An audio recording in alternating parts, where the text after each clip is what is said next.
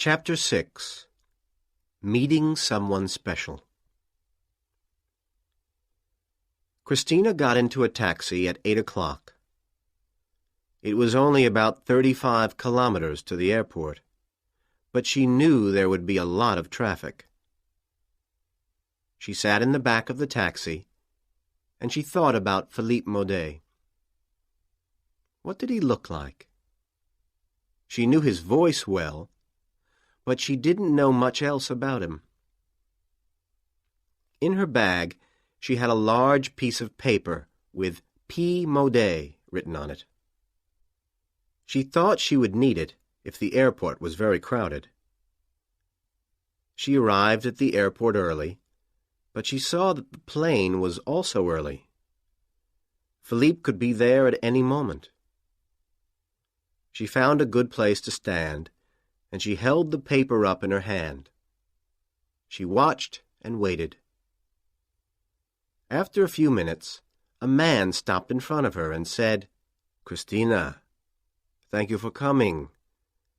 I'm very happy to meet you." The first thing she saw were two very dark brown eyes smiling at her. Christina smiled at the young Frenchman standing in front of her. She shook the man's hand. "How was your flight, Philippe? I'm sure you must be tired. We'll go to the hotel, and you can rest before we go to the museum," she said. No, that's not necessary," replied Philippe. "I'm fine, and I want to see the museum. Let's go straight there. I'd just like a cup of coffee, and then I'll be ready for work." There was a good coffee shop near the museum. They could get out of the taxi in Plaza Francia, thought Christina, drink some coffee, and then go into the museum. Christina liked Philippe. He seemed the kind of person she could enjoy spending time with.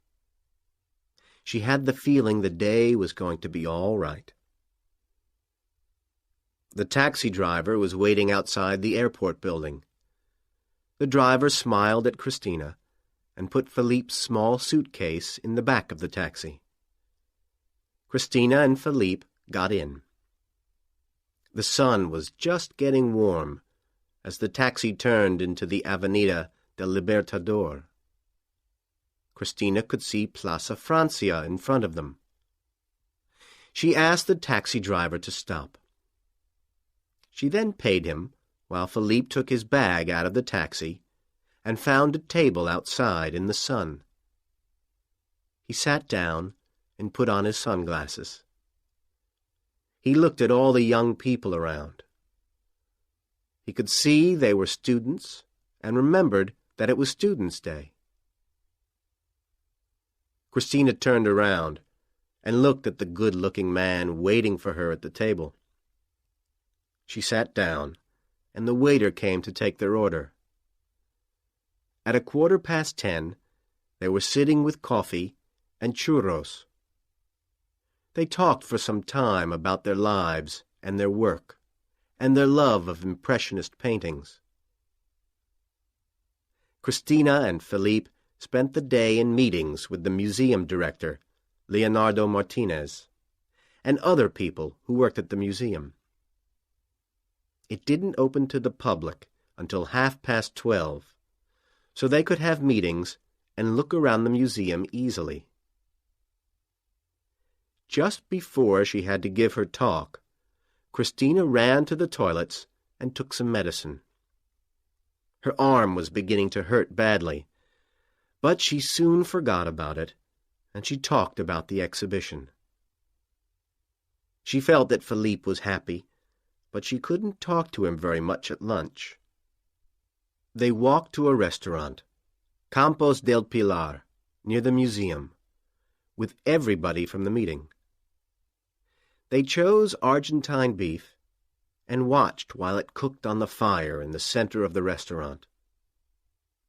Christina was at the opposite end of the table to Philippe. She watched him talking and laughing with everybody. She could see that everybody liked him. She liked him too. After the afternoon meeting, Philippe and Christina were ready to leave the museum.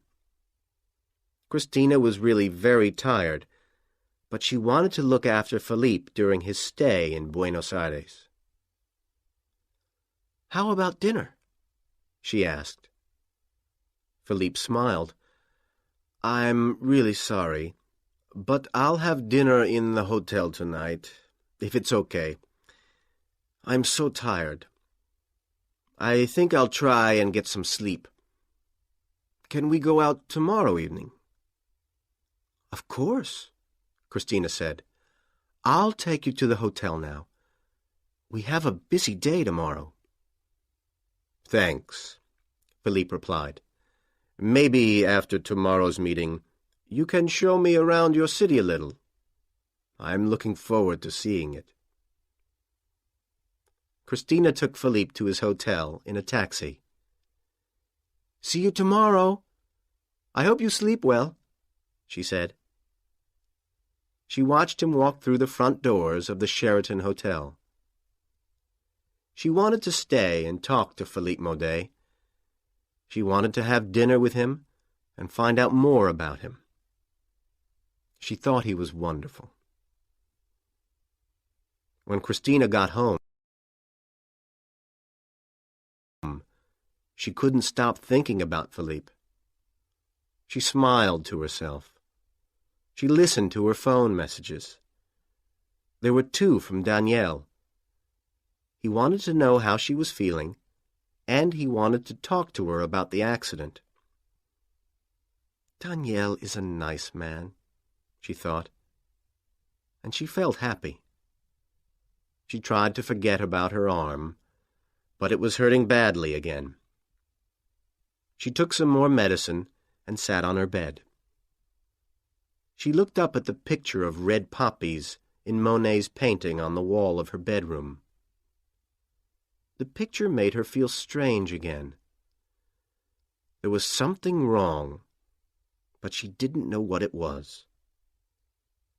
She lay in bed for a long time before she fell asleep. There were 2 other people who couldn't sleep that night, Roberto and Carl.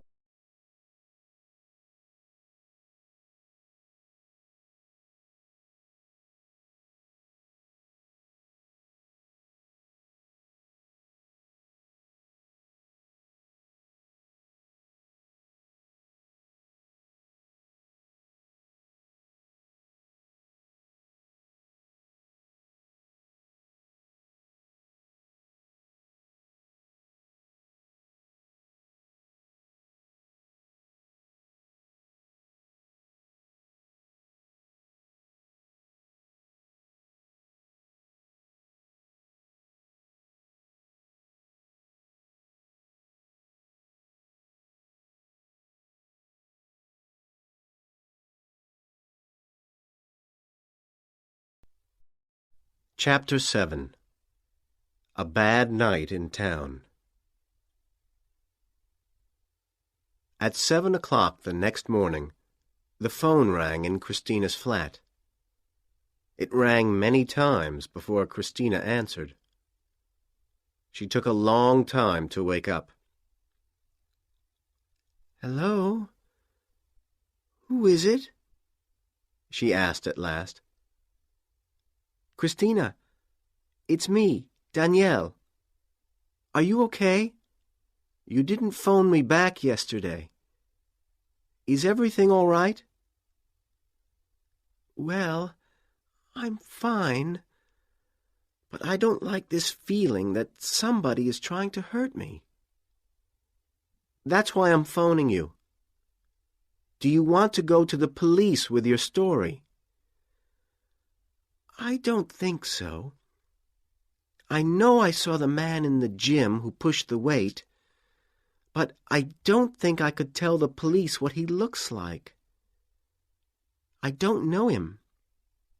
"Okay," Danielle said, "but I'm worried about you, Christina. Would you like to come to the club tonight and talk about it?" I'm sorry. I have to go out. But I can probably come to see you quickly after work, Christina said. Okay. See you later, then, Danielle answered. Thanks for thinking of me. Christina meant it. Danielle was very kind to her. Christina got ready and walked to the museum. She arrived a few minutes before 8:30, but it was not quiet. The museum was full of life. Christina sat in her office for a moment. 3 people looked in through the door at her. Hi, Christina. Great talk yesterday. Everything's going really well, Christina. Hi, Chris. Good luck today. There were smiling faces and kind words everywhere. She heard Philippe Maudet's voice outside her office and went out to meet him. Christina and Philippe spent another day in meetings. After lunch, Philippe showed the museum directors photographs of the paintings he wanted to bring to Buenos Aires. He had a photograph of the painting with the red poppies, the same painting that Christina had in her office and her bedroom. Christina took the photograph in her hand. Suddenly she felt cold and sick. She didn't know why. This was her favorite painting. It was strange that it was making her feel like this. She passed it quickly to the person on her left. At 5:30, Philippe turned to Christina and said, "How about our walk around the city? Is it still okay?" "Yes, of course. Do you need to go back to your hotel? I could meet you there if you want," said Christina. "No, there's no need. Let's go now," answered Philippe. He took his jacket and followed Christina out of her office. The 2 of them left the museum and walked down Avenida del Libertador. Christina showed Philippe the Recoleta cemetery. She told him the story of General San Martin, who was the Libertador, the man who made Argentina free. "And there, above the buildings and the trees, you can see the top of the English Tower," Christina said. "It's the same as Big Ben in London. The British people who lived in Buenos Aires gave the tower to the city in 1910. Philippe smiled. "You'll want a tower like the Eiffel Tower from me before I leave," Philippe said. "No, I'll be happy with 37 Impressionist paintings." Christina smiled, and they walked on down the Avenida.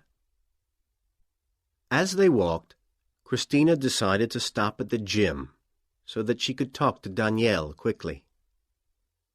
Then they could get a taxi and drive around the center a little. They could drive to Plaza de Mayo and see the famous buildings there, then come back to have a drink in a bar in the Plaza San Martin. After that, they could walk on to the new area of Puerto Madero. She wanted to take Philippe to the restaurant where her father took her on the day she got the job at the museum. Then, after dinner, they could go to San Telmo and see a tango show at El Viejo Almacén.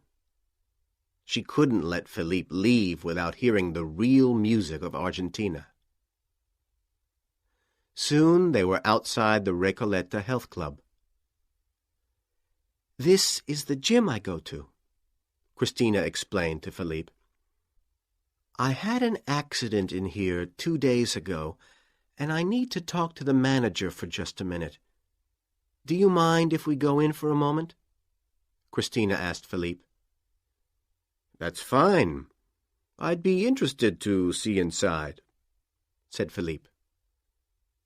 They went in and walked past Florencia, the receptionist. She smiled at Christina, but stopped Philippe. "Excuse me," she said. "I need to see your club card, if you don't mind." "He's a friend of mine," said Christina. "We just wanted to talk to Danielle for a moment." "I'm sorry." "That's okay," said Florencia, and she phoned Danielle's office to tell him he had visitors. Christina found Danielle and introduced him to Philippe. They talked for a moment about the gym and their jobs. Then Danielle turned to Christina. "I wanted to show you the names of people who came here in the last few days. The only problem is that we don't have the names of the people who bought day tickets." Christina looked at the names, but there was nobody she knew. "I'm sure I don't know the man," she said. "I didn't see him clearly, but I'm sure I don't know him." "Okay," said Danielle. "Florencia isn't sure either, but I'll talk to some more people. Maybe somebody else saw this man." "Thanks, Danielle," said Christina. "I'll see you soon." "Nice to meet you," Philippe said to Danielle. Danielle shook his hand and smiled. "And you," he said. Danielle watched the two of them leave. He would like to be with someone tonight, and thought about his girlfriend back in Rosario. Christina and Philippe walked out of the front door of the gym together. "Let's get a taxi to the Plaza de Mayo from here," said Christina. "Okay, and on the way you must tell me more about this accident," said Philippe. "It sounds like a strange story." They stopped at the side of the road to look for a taxi. There were always black and yellow taxis around, but sometimes it was difficult for them to stop in the heavy traffic. Suddenly, an old Peugeot 504, which was parked on Avenida del Libertador, started and drove towards them. Christina was looking for a taxi when she saw the Peugeot coming right at them. She shouted and pulled Philippe back from the road, but it was too late. The car hit Philippe and then drove away along the Avenida.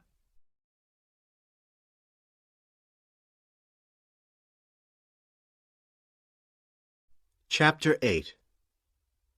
Getting Help. An hour later, Christina was sitting on a chair in Philippe's hospital room. She was listening to the doctor, who was talking to Philippe. The doctor told Philippe that he was lucky. His leg was badly cut, but not broken. The doctor's words gave Christina a strange feeling. When she was in the hospital, the doctor had used the same word. Lucky. She stood up and looked out of the window. The street below looked the same as on any other day.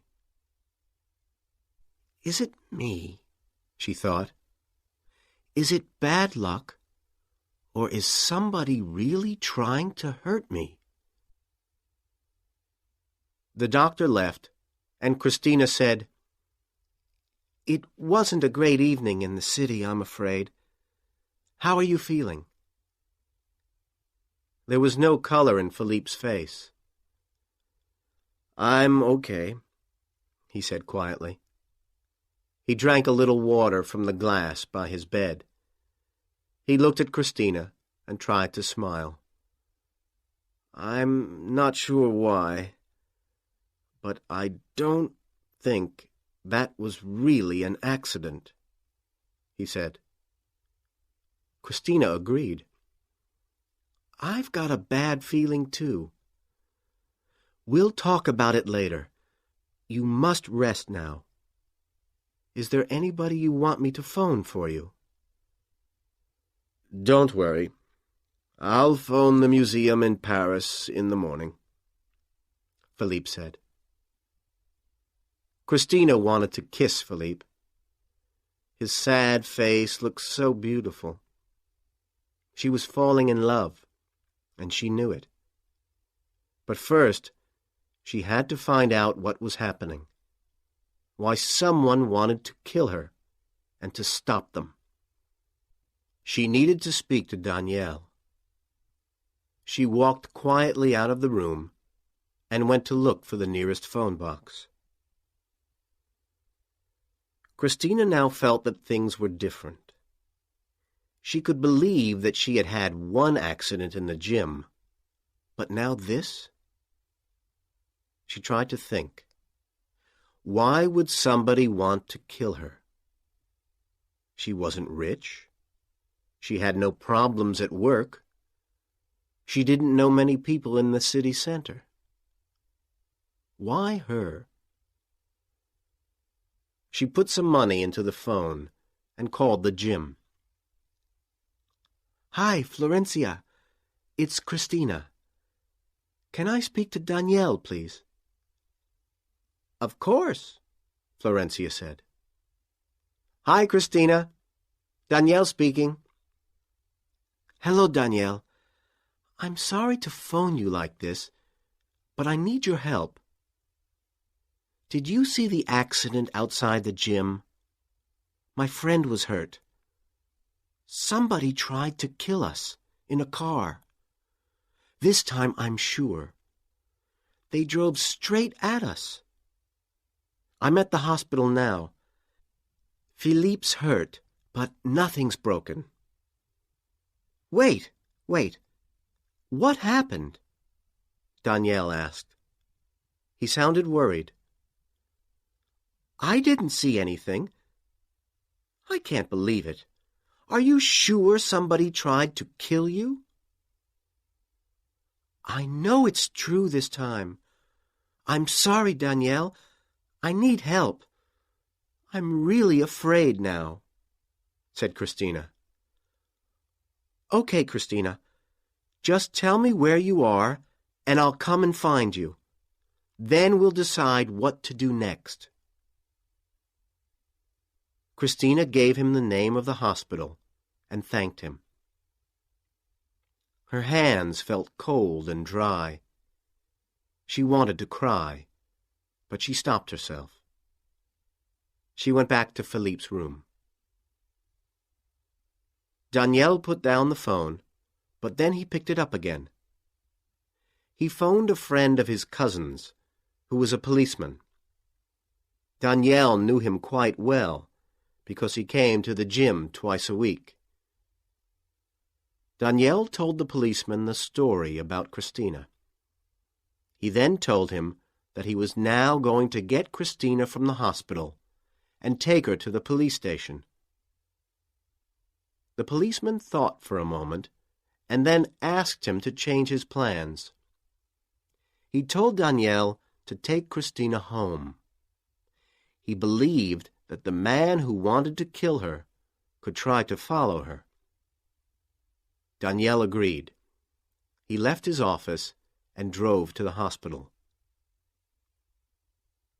In the hospital car park, Roberto and Carlos were sitting in a car talking.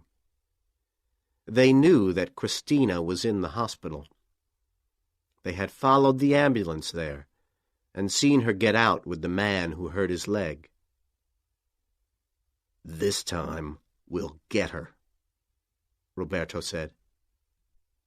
Carlos was getting more and more afraid.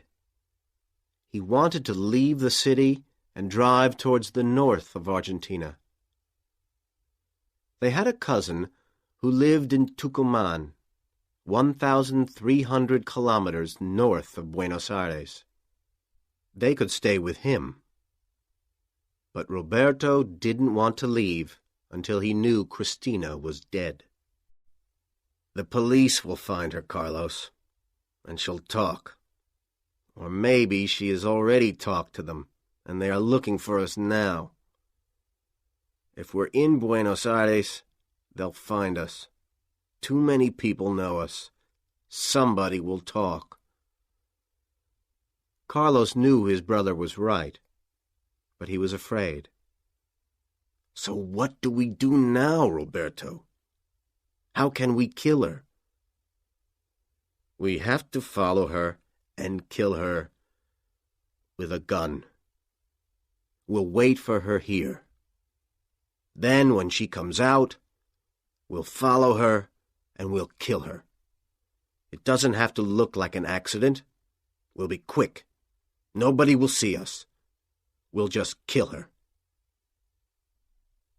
"I don't think I can do that," said Carlos quietly. "No. You drive the car. I'll do it. She has to leave this place at some time.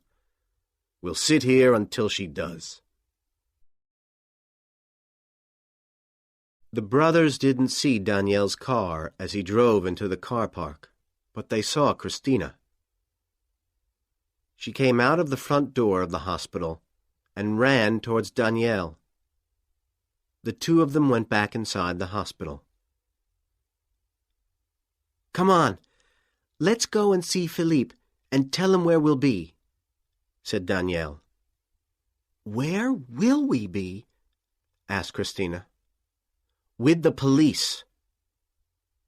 "You're a good friend, Daniel," Christina said as they walked to Philippe's room. Daniel was like a family friend. Christina couldn't believe it. In a very short time, 2 men had come into her life. One was now a very good friend, and the other? She must wait and see. Philippe looked a little better when they returned. He even smiled a little. "Hi, Philippe," Daniel said. "I'm so sorry about the accident. I'm just going to take Christina to talk to the police. I think she needs to tell them her story." Philippe agreed. "I'll go back to the hotel as soon as I can.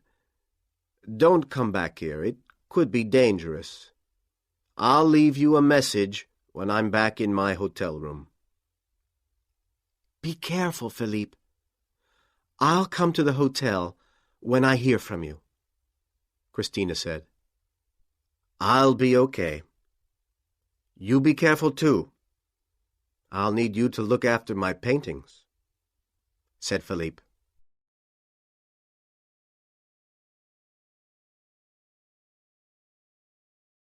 Chapter 9. Remembering Everything. Christina got into Daniel's car. "We're going to the police, are we? Which police station?" she asked. "We're going to your flat," Daniel replied. "The police will be there. They are hoping that the person who tried to kill you will follow us. They want to get him. We'll go down Avenida del Libertador." Daniel drove the car out of the hospital car park, but he didn't see the blue Peugeot leave the car park behind them. Daniel turned into Avenida del Libertador. The blue Peugeot turned into the same road a few seconds later and moved to the left-hand side. Christina looked around her. She couldn't believe that less than a month before, she was riding her motorbike down this avenida every morning and every evening without a care in the world. Now she had no motorbike and lots of problems. Danielle drove slowly through the heavy traffic. There were a lot of people around as usual. Many of them were on their way to have dinner in the restaurants of Recoleta. People in Buenos Aires never really have dinner before 10 o'clock in the evening, and the city center was busy until at least 3 o'clock in the morning. All the traffic lights were red. It was always the same. She looked at Daniel beside her. He looked tired and worried. He wanted to get Christina to the police quickly. He slowed down at some traffic lights as they were changing to red. Christina turned her head and looked into the car next to them. She saw two men. The man who was driving the car was looking at the road in front of him. The man sitting next to him looked out of the window at Christina. She looked into his eyes, and she couldn't look away.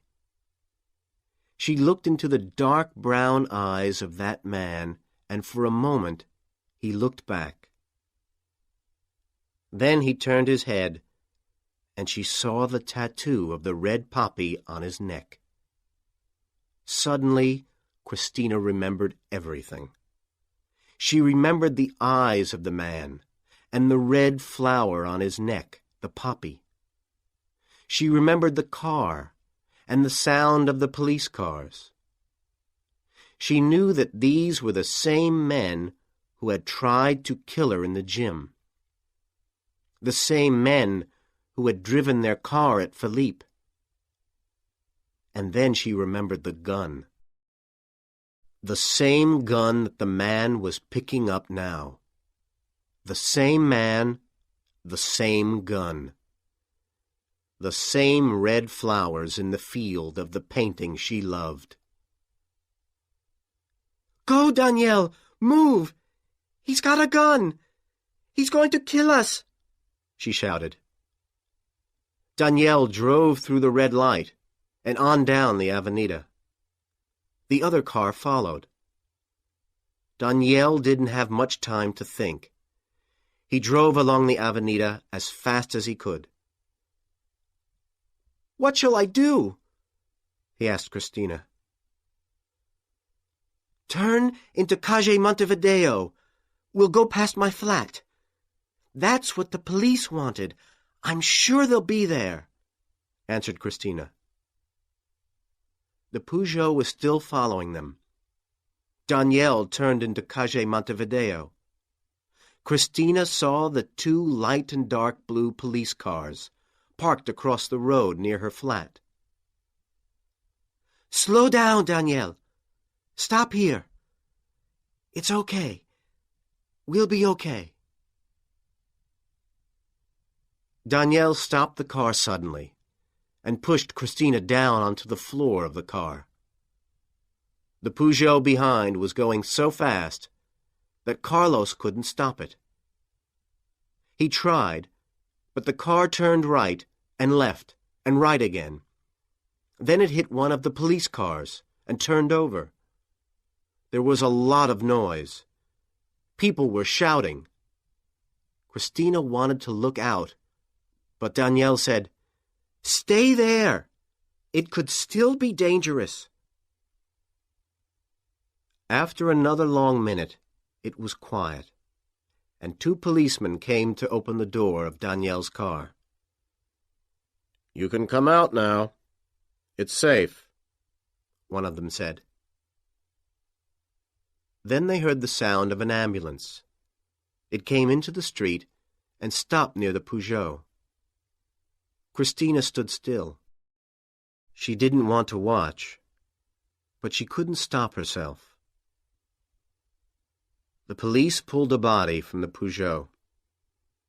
Christina couldn't see if the man was alive or dead, but she could see the blood. Men carried the body to the ambulance. When the door was closed, the ambulance drove off to the hospital. Christina could see the other man, the man without the tattoo of the poppy, sitting in the police car. 6 months later, Christina was standing in the main room in the museum. It was the first night of the Impressionist exhibition. She was wearing a short black dress, and her dark hair fell around her shoulders. Music was playing. Christina looked around. Her parents were there, talking together and drinking champagne. Daniel was there with his girlfriend from Rosario. After a few minutes, the music stopped, and everybody was quiet. They all stopped talking. Leonardo Martinez, the museum director, started to talk. Ladies and gentlemen, I am so pleased to welcome you to this important Impressionist exhibition. We have never before had this number of Impressionist paintings in Buenos Aires. Christina felt a hand on her arm. She knew that hand. It was Philippe. He had come back to Buenos Aires often while they were organizing the exhibition, and they had spent a lot of time together. Philippe spoke quietly in Christina's ear. It's really happening. Your parents and friends are here. The paintings are here. Monet's poppies are here. And we are here together to see them too. I know. It's wonderful. I wish you and your paintings could stay here forever.